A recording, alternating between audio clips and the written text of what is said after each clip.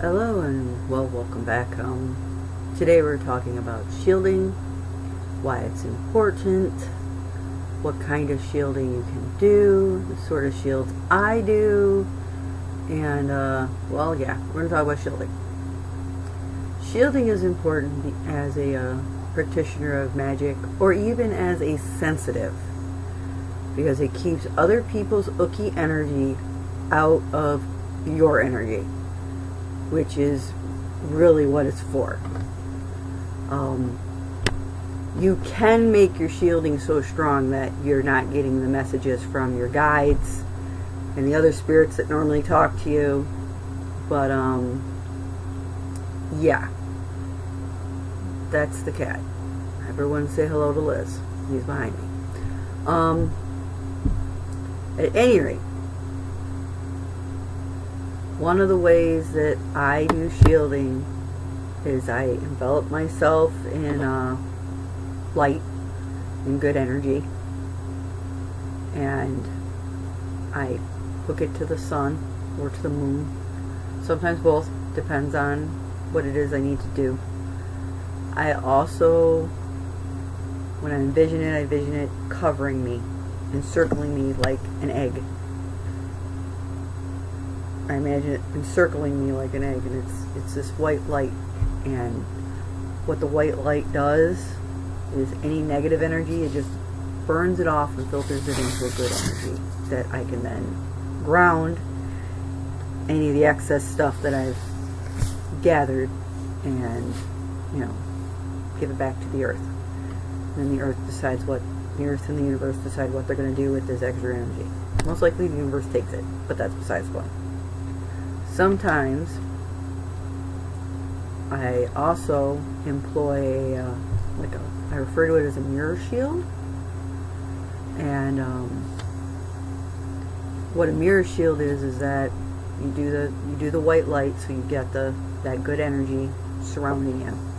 And then as an additional layer, because you can do your shields like onions, and as an additional layer, I'll put mirrors around me.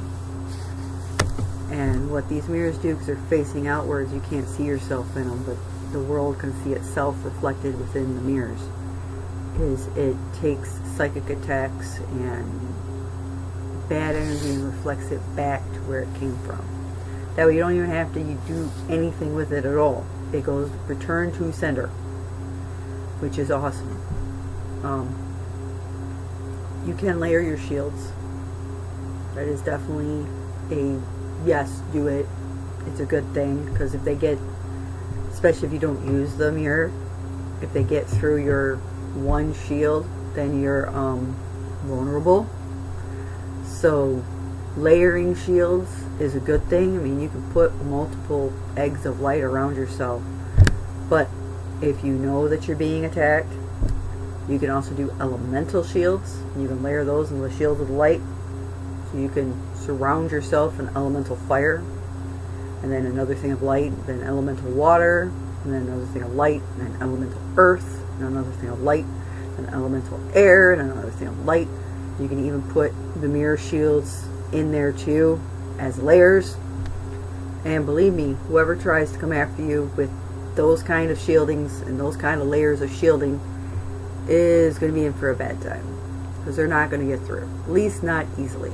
Not without a huge fight, and not without triggering your internal alarm system that says, yo, you're being attacked. You probably should do something about this. But that's how I do shielding, because, well, I work in retail, so I get bombarded by people and their unshielded selves, because, well, it's sensitives and magical practitioners that use shields. Anybody that doesn't use magic or isn't sensitive is going to smack you with their energy all day like a sledgehammer and not even realize they're doing it. So it's all good, which is why you should always wear shields outside, at least the light one, so you can, encompass other people in light while you're encompassed in light, and hopefully they won't be negative to you. And the shield's good if you know you're going to be near people that tend to be super negative, like your coworkers, or heck, you're going to be walking the streets of like Ann Arbor or Detroit or New York or wherever it is your hometown is, and you know that people there tend to be negative sometimes because it keeps you safe. But yes, use shieldings. Remember to ground to get rid of excess energy because it's good for you. And until then, we'll talk next week. Take care.